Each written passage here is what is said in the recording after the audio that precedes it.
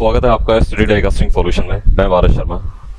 तो दोस्तों, जैसे कि हम लोग अपनी ये डाइकास्टिंग की लर्निंग जो चेन है इसको कंटिन्यू करे हुए हैं और आप सभी लोगों का सपोर्ट इसके अंदर मिल रहा है। तो मैं आशा करता हूं कि आप सबसे पहले तो इस चैनल को जो है सब्सक्राइब करें और इसके ऊपर जो भी हम लोग वीडियो डालते हैं उसके अंदर अपने कमेंट करके जो है अपने क्वेश्चन, अपनी क्वेरी, अपनी राय या फिर इसको अप्रिशिएट जो भी करना है आपको वो कमेंट के थ्रू जरूर करें, क्योंकि उससे क्या है कि इसको जो शेयर होने में इसके और इसको वायरल होने के अंदर में इसको हेल्प मिलेगी। और इन चीज़ों का वायरल होना जो है वो बहुत ज़रूरी है, राइट। क्योंकि डाइकास्टिंग एक ऐसा फील्ड है जिसको बहुत ही कम लोग समझते हैं। उनमें से भी जो कम लोग समझते हैं उस तक ये वीडियो पहुंचाना जो है ये आप सभी लोगों की जिम्मेदारी है। और इसको पहुंचाने का यानी कि उन सभी लोगों तक जिनको इसकी जरूरत है उसके लिए आपको इसको शेयर करना होगा, इसके ऊपर आपको कमेंट करने होंगे, इसको लाइक करना होगा, राइट। तो इसको जहां तक हो सके और जितना ज्यादा हो सके इसको शेयर करते रहिए और चैनल को सब्सक्राइब करना बिल्कुल भी ना भूलें, राइट। और जैसा कि इसके ऊपर, इस चैनल के ऊपर कुछ प्रीमियम वीडियोस हैं जो कि आप देखने के लिए इसको चैनल को ज्वाइन कर सकते हैं, राइट। ओके, तो आज का जो टॉपिक है वो है मेरा एक पेपर जो पब्लिश हुआ है उसके ऊपर में, और उसका नाम है hidden parameter in high pressure die casting.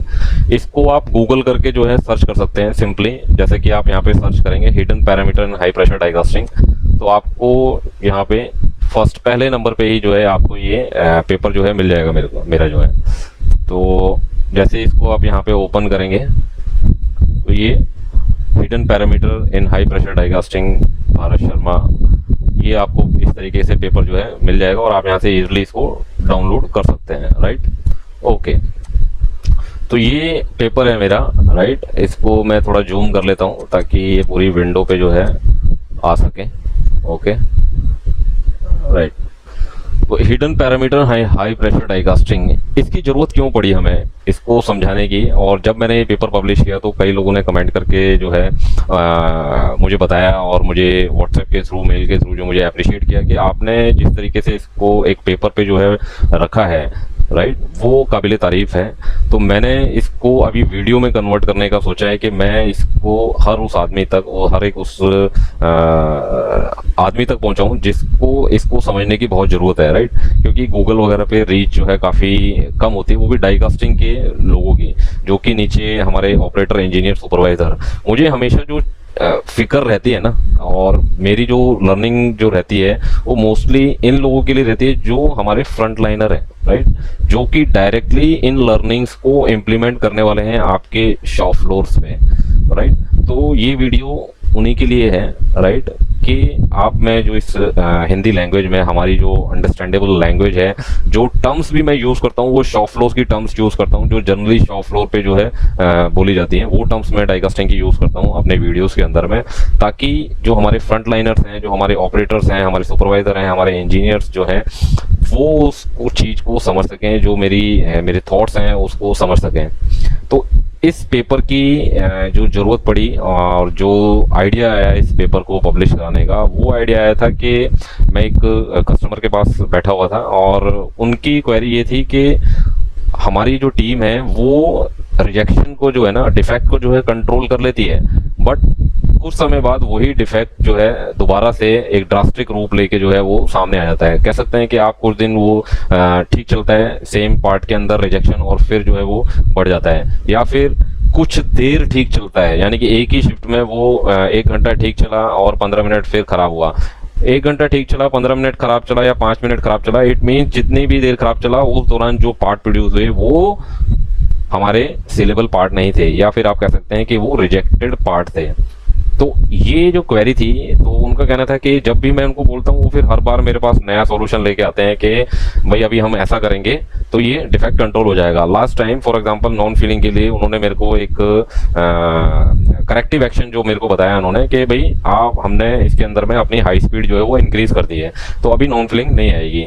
फिर नेक्स्ट टाइम जब दोबारा से वो रिपीटेड प्रॉब्लम जो है आने लगी कि भी नॉन फीलिंग क्यों इसके अंदर आ रही है, तो उनके पास कोई जवाब नहीं था। तो वो कुछ दिन बाद फिर दोबारा से कुछ ना कुछ मशीन पे जो है जाके और कुछ ना कुछ अपना जो है ब्रेन स्टॉर्मिंग करके दोबारा से फिर मेरे पास आए और बोलते हैं कि जी अभी इसके अंदर में हमें जो है प्लंजर का डायमीटर जो है ना वो बढ़ाना पड़ेगा।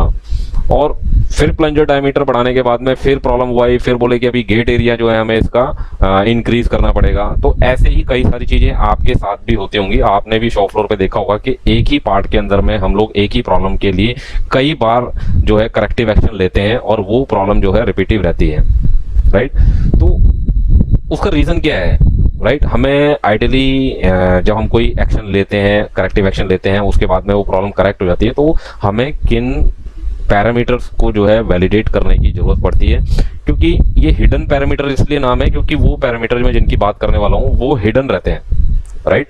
Daily day to day life में वो पैरामीटर जो है वो हिडन रहते हैं, वो लाइमलाइट में नहीं आ पाते, वो हमारे जो प्रोसेस मॉनिटरिंग चेकशीट है वो उसमें नहीं आते, राइट। इसलिए ये इनका नाम मैंने hidden parameter in high pressure die casting जो है वो दिया है, राइट।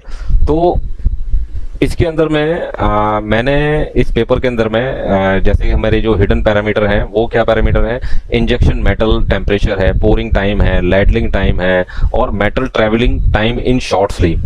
ये मैंने हिडन पैरामीटर जो है आइडेंटिफाई किए हैं और इनका logical relation, right, logical relation जो है बनाने की कोशिश की है इसके अंदर पेपर के अंदर में, राइट। तो उसको हम लोग समझेंगे कि किस तरीके से मैंने ये लॉजिकल रिलेशन जो है इनके बीच में बनाया है, राइट। ओके,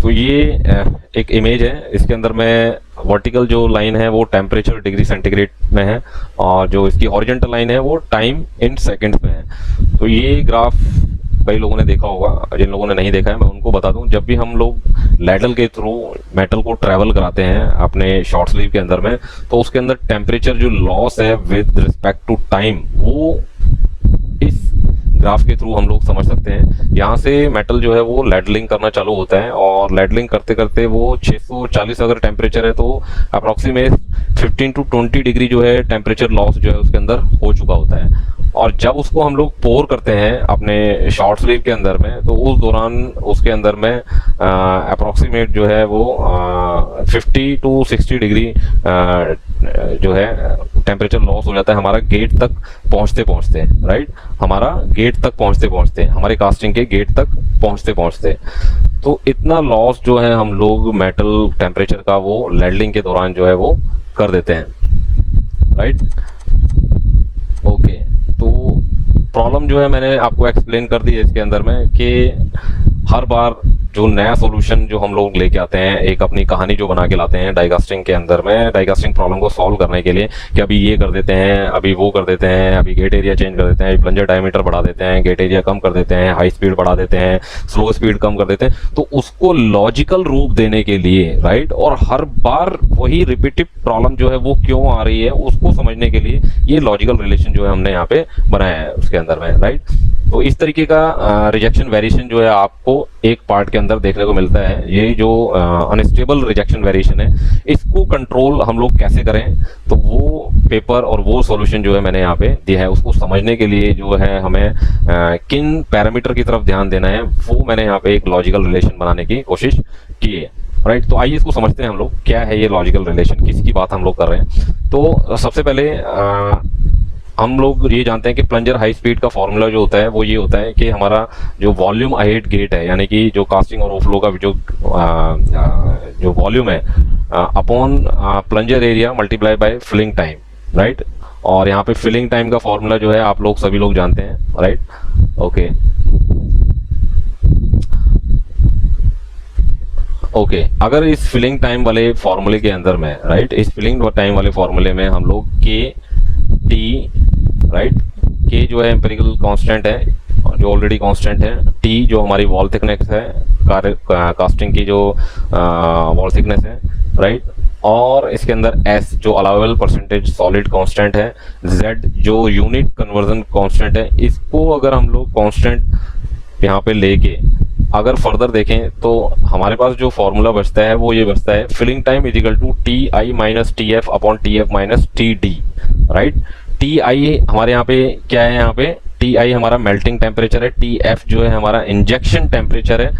इसको समझ लीजिए आप यहाँ पे थोड़ा सा कि TI मेल्टिंग टेम्परेचर, जो होल्डिंग फर्नेस में हमने टेम्परेचर उसका मेटल का जो किया हुआ है, जिस टेम्परेचर पे हमने होल्ड किया हुआ है होल्डिंग फर्नेस के अंदर में, वो मेल्टिंग टेम्परेचर है। इंजेक्शन टेम्परेचर क्या है? इंजेक्शन टेम्परेचर है हमारा जो हमारा गेट पे जाने के बाद हमारी कैविटी फिल जिस टेम्परेचर पे होगी, मेटल टेम्परेचर पे होगी, वो हमारा इंजेक्शन टेम्परेचर है। TD डाइड सरफेस टेम्परेचर है हमारा यहाँ पे इस फॉर्मूले के अंदर में। यही फॉर्मूला जो है हम लोग यूज करेंगे आगे लॉजिकल जो रिलेशन है वो एस्टेब्लिश करने के लिए, राइट।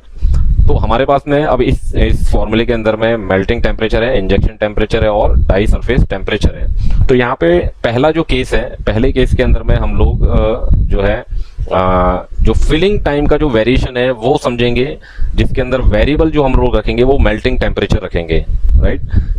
तो मेल्टिंग टेम्परेचर जो है वो एक वेरिएबल रहेगा, बाकी के जो टेम्परेचर हैं वो कांस्टेंट रहेंगे इसके अंदर में, राइट। तो मेल्टिंग टेम्परेचर जो है 620 से 680 रहेगा, और इसके अंदर में इंजेक्शन टेम्परेचर में जैसा कि हम लोग ग्राफ से जानते हैं कि उसमें 50 डिग्री का डिफरेंस रहता है। तो वो 50 डिग्री का जो डिफरेंस है वो हम लोग बना के रखेंगे यहाँ पे, बाकी का डाई का टेम्परेचर जो है वो कांस्टेंट रहेगा।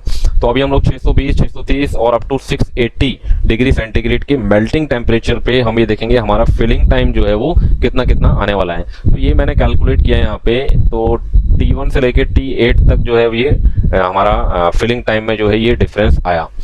अब ये फिलिंग टाइम अगर हम लोग अपने जो ये फॉर्मूला था हमारा प्लंजर स्पीड का, इसके अंदर अगर हम लोग रखें तो हम लोग ये जानते हैं किसी भी पर्टिकुलर कंपोनेंट के लिए जब हम लोग ये एनालिसिस कर रहे हैं हिडन पैरामीटर एनालिसिस, तो उसमें volume ahead get her cycle में हर शॉट में जो है वो सेम रहने वाला है। तो ये हम मान सकते हैं ये कांस्टेंट रहेगा यहाँ पे, राइट। हमारा जो प्लंजर का एरिया है वो भी कांस्टेंट रहने वाला है यहाँ पे, राइट। तो अगर हम लोग इसको कांस्टेंट माने और यहाँ पे अगर हम देखेंगे plunger high speed with negligible जो प्रोपोर्शनल कांस्टेंट है तो 1 फिलिंग टाइम आता है, राइट। ओके, तो यहाँ पे अगर हम लोग निकालें अपने प्लंजर की हाई स्पीड, यानी कि डिफरेंट फिलिंग टाइम को अचीव करने के लिए हमें different plunger speed, different fast shot speed जो है हमें चाहिए होगी। ये यहाँ से प्रूव हो रहा है। ये देखिए हर शॉट के अंदर में अगर हमारा जो टेम्परेचर डिफरेंस अगर रहेगा, जितना ज्यादा टेम्परेचर डिफरेंस रहेगा, राइट, वो क्रिएट करेगा हमारा, वो रिक्वायर्ड करेगा हमारा डिफरेंट फिलिंग टाइम। और डिफरेंट फिलिंग टाइम को अचीव करने के लिए हमें जो है एक डिफरेंट जो है प्लंजर स्पीड जो है वो चाहिए होगी।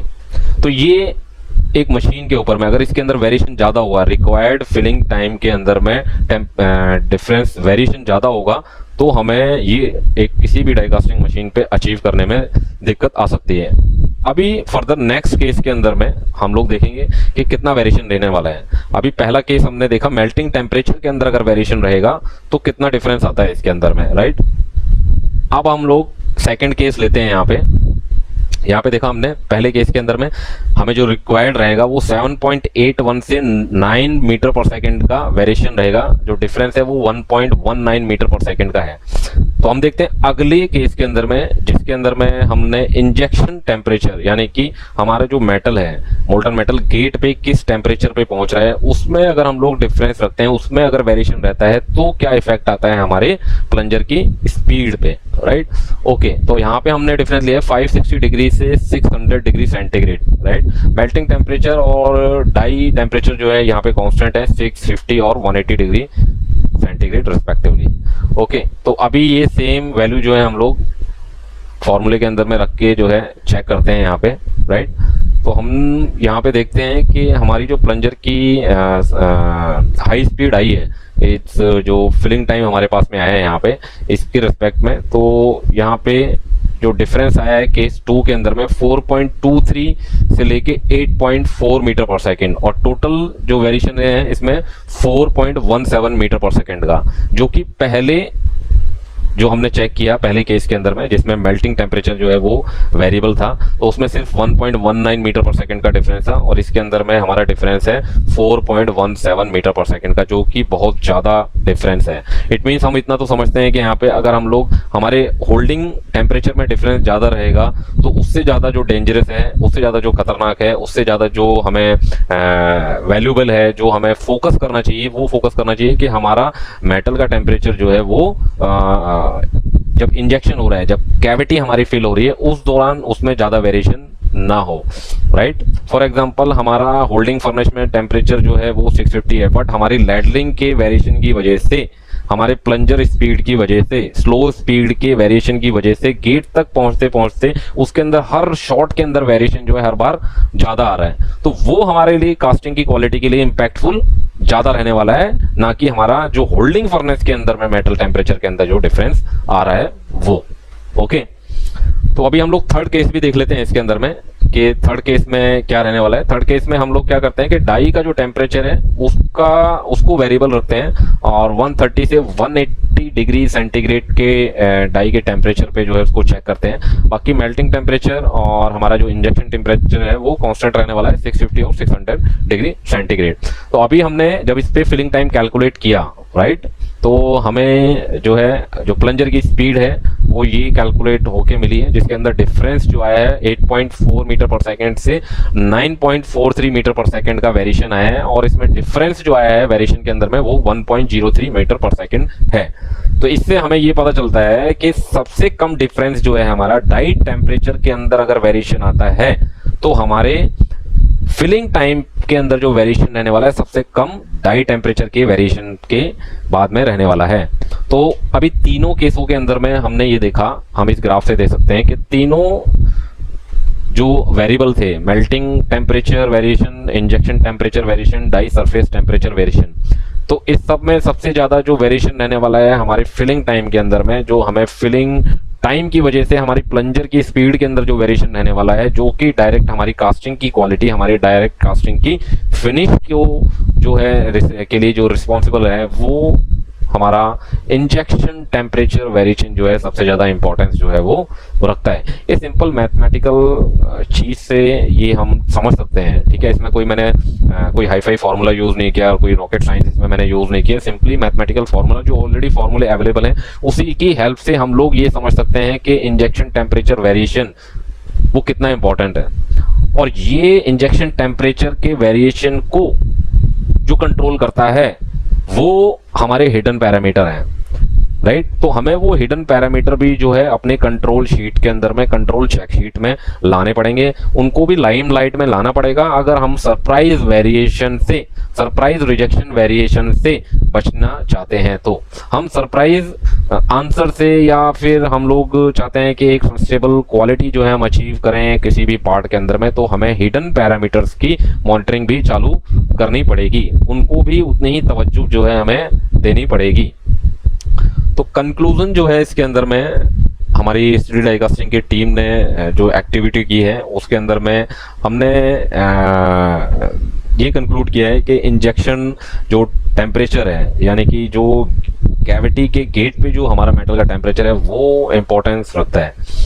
क्योंकि देखो इस चीज के लिए कोई भी मेजरिंग इक्विपमेंट कि कैविटी के गेट पे मेटल का टेम्परेचर कितना है, हम लोग आज तक हमने ऐसी कोई टेक्नोलॉजी डेवलप नहीं की है कि उस समय कितना है हर शॉट के अंदर में। हम हर शॉट के अंदर में डाई का टेम्परेचर मेजर कर सकते हैं, हर शॉट के अंदर में हम लोग अपना मेल्टिंग का टेम्परेचर चेक कर सकते हैं, हर शॉट के अंदर में उसका फिलिंग टाइम, हर शॉट के अंदर में उसकी प्लंजर की स्पीड और अदर जितने भी वेरिएबल्स हैं वो सारे के सारे हम लोग मेजर कर सकते हैं। बस एक मात्र जो ये वेरिएबल है ये छिपा हुआ है, राइट। तो इसको किन फैक्टर के साथ में हम लोग कंट्रोल कर सकते हैं, तो वो फैक्टर क्या है कि अभी प्रेजेंट के सिनेरियो में क्या कर सकते हैं हम लोग इसको कंट्रोल करने के लिए, कि जैसे कि अभी लैडल कप को आपने देखा होगा, जो हमारी करंट प्रैक्टिस है कि हम लैडल कप को होल्डिंग फर्नेस से मेटल उठा के जो है शॉर्ट स्लीव के ऊपर जो है हम लोग वेट कराते हैं। तो आज से ही आप ये याद रखें कि आपके लिए लैडल कप जो है ना वो शहंशाह है, बादशाह है। तो बादशाह को और शहंशाह को कभी वेट नहीं कराते हैं, राइट। कि बादशाह वहां पे शॉर्ट स्लीव के जाके खड़ा होगा और फिर डाई के क्लोज होने का वेट करेगा। ये आज से जो प्रैक्टिस है ना वो आप चेंज कर दीजिए। अगर आप इसको मानते हैं कि हम लोग डाई कास्टिंग की जो साइकिल टाइम है उसको रिड्यूस करने के लिए हम इसको वहां पे पहले से बादशाह को, हमारे लैडल को जो शहंशाह है उसको वेट कराते हैं। तो ये आज से मिथ तोड़ दीजिए, ये प्रैक्टिस चेंज कर दीजिए कि आप लैडल कप को वेट कराना जो है ना उधर डाई क्लोज होने के लिए, आप ऐसी उसके अंदर में ट्यूनिंग बिठाइए लैडल कप के अंदर में कि ये दोनों चीज़ें जो है कम से कम टाइम के अंदर में जो है मेटल को वो पोर कर दे, उसको वेट ना करना पड़े। इस तरीके की सेटिंग आप जो है वहाँ पे करें। दूसरा, minimise ladle forwarding time by optimising ladling speed. कई बार क्या होता है कि सबसे पहली चीज तो हम इस चीज पे ध्यान ही नहीं देते कि हमारी कितना टाइम ले रहा है लैडलिंग करने के लिए, राइट। जैसे मैंने आपको वो ग्राफ दिखाया है यहाँ पे कि पर सेकंड जो है ना आपका इसके अंदर में ये यहाँ पे पर सेकंड जो है आपका टेम्परेचर जो है वो लॉस हो रहा है यहाँ पे, राइट। पर सेकंड जो है टेम्परेचर लॉस हो रहा है यहाँ पे। तो आप सेकंड्स की, मिली सेकंड्स की जो है वैल्यू करें, जो आपका लैडलिंग टाइम लेता है 1 से 1.5 सेकंड के का जो लैडलिंग टाइम लेता है उसको मिनिमाइज करने की जो है वो आप कोशिश करें, राइट।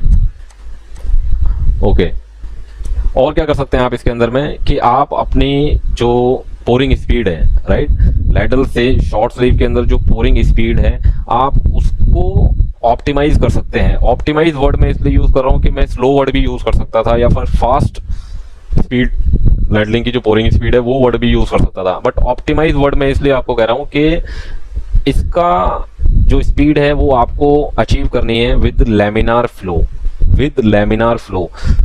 अब आप बोलेंगे कि यार हम शॉर्ट स्लीव के अंदर में लैमिनार फ्लो जो है वो इंश्योर करते हैं, तो हम लैडल में लैडल के समय पोरिंग होते समय क्यों इंश्योर करें लैमिनार फ्लो।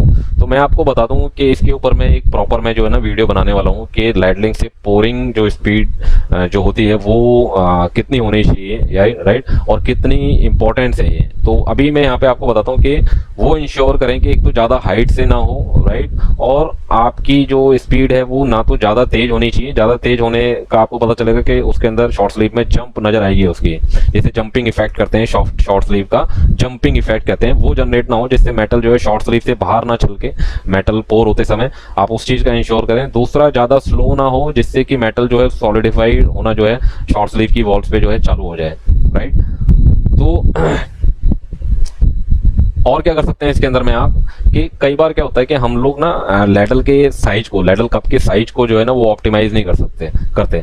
आपके शॉट का जो वेट है हम उसको कैलकुलेट नहीं करते कि हमारा जो उसको शॉर्ट वेट जो चाहिए, राइट, विद हमारी रिक्वायर्ड बिस्किट थिकनेस के साथ में कितना शॉर्ट वेट हमें चाहिए पर साइकिल के अंदर में, हम वो कैलकुलेट नहीं करते। हमें वो कैलकुलेट करना चाहिए, उसके हिसाब से हमें लैडल का कप का साइज जो है वो सेलेक्ट करना चाहिए उसके अंदर में, राइट। अब जैसे मैंने इसके अंदर एग्जांपल दिया है कि अगर आपका शॉर्ट वेट 2 kg का है तो आपके कप का साइज मैक्सिमम 2.2 kg का होना चाहिए with for a minimum heat loss. अब कई लोग बोलेंगे कि यार ये तो स्टैंडर्ड आते हैं मार्केट के अंदर में। यार आप साइकिल, आप ये देखो ना डाई कास्टिंग का बिजनेस जो है कितने सालों से चला रहे हैं, और जो लैडल कप वगैरह जो ये बनाते हैं ना, आप उनको अगर आप 1-2 दिन के लिए तो अपना डाई कास्टिंग का बिजनेस नहीं चला रहे ना, आप लंबे समय से चला रहे हैं और लंबे समय तक चलाएंगे। तो आपका जो सप्लायर है आप उससे कस्टमाइज भी करा सकते हैं, आप उससे कस्टमाइज भी करा सकते हैं लैडल कप आप, बट आपके अंदर में वो अंदर इच्छा होनी चाहिए, आपके अंदर वो पैरामीटर को इंपॉर्टेंस जो है देने की जो है इच्छा होनी चाहिए। तो आप ये कस्टमाइज भी करा सकते हैं, इसमें कोई बड़ी चीज नहीं है। तो मेरा जो पर्पस था वो इसको हिडन पैरामीटर को जो है सबके सामने लाने का था, और इसकी इंपॉर्टेंस आपको लॉजिकल रिलेशन जो है ना वो जनरेट करके जो है समझाने का था। अभी ये सिंपल मैं एक कहानी सुना के भी जो है ना आपको समझा सकता था, बता सकता था, बट ये जो नंबर्स है ना ये बड़े इम्पैक्टफुल होते हैं। ये जो नंबर्स हैं ये बड़े इम्पैक्टफुल होते हैं। कोई भी फॉर्मूला ऐसा नहीं है कि जो मैंने जनरेट किया, ऑलरेडी जो फॉर्मूले हैं उन्हीं की हेल्प से, उन्हीं नंबर्स की हेल्प से मैंने ये समझाने की कोशिश की है कि hidden parameter in high pressure die casting is a very important role and we have to take care for these variables to get the desired reaction level, or we need to focus on this hidden parameter to control these rejection variations, right? If we don't want to get the surprise question in our shop floor, so we have to take care on this hidden parameter. So guys, keep learning till death। और हाँ, जो मैंने starting में बात की थी कि never forget to share this videos and my YouTube channel and subscribe this channel, and for the premium videos you can join our YouTube channel, right? तो इसको चैनल को थोड़ा लंबा लेके चलते हैं, राइट, और मेरे इस एफर्ट को जो है आप 4 चांद लगा सकते हैं। तो thank you guys, thank you, keep learning, thank you.